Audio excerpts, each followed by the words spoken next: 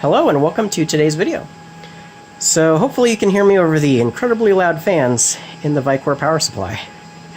So on the workbench today we have a Solectria BC29 Amp-Hour counter. It is actually up and running. It's powered up. And went ahead and the customer sent it in for repair. It had a bad 12 volt Zener diode. That particular one right there, and that sets the gate voltage. It does a like a linear.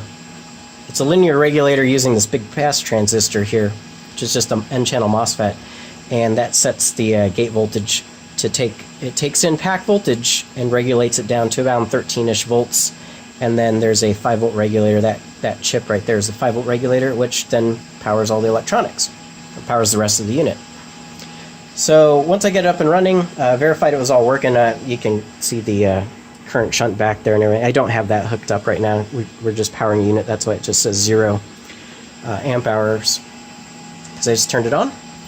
And one of the things that the customer was requesting was this unit is only rated for 400 volts max, and you know, if you're running modern lithium ion and say you've got 96 cells, you want to charge them at 4.2 volts, or maybe you've got more than 96 cells, you're going to be above 400 volts, and this guy won't cut it anymore.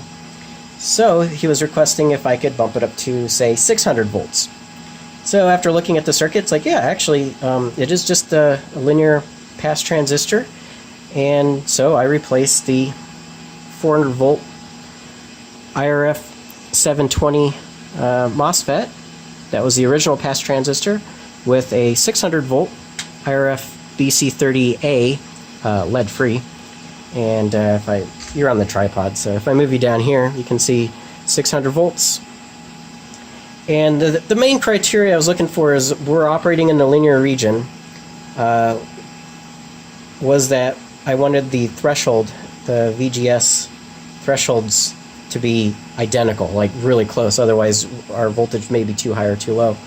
And it worked out that this guy has a 4 volt VGS, which is what the original one had as well, and their RDS on values are really similar too. So not that it matters, we're not actually going to saturate it, we're going to run it in the ohmic region, but we don't want it to get super hot, so we're good.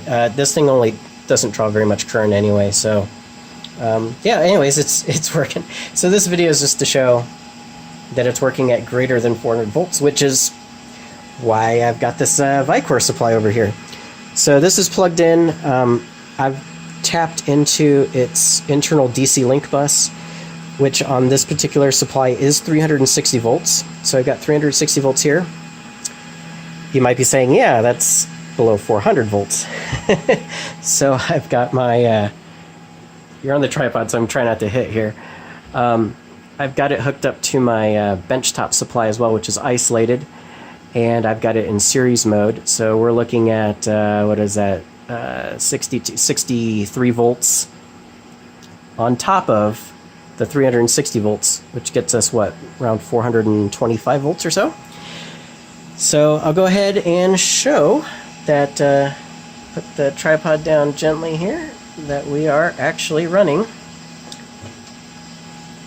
at 400 volts. So if I get on the ground here, so hopefully I untangle my leads here. There you go. Alright, so if I get on the ground line, that is the black wire right here. Hopefully you can still see the voltmeter value.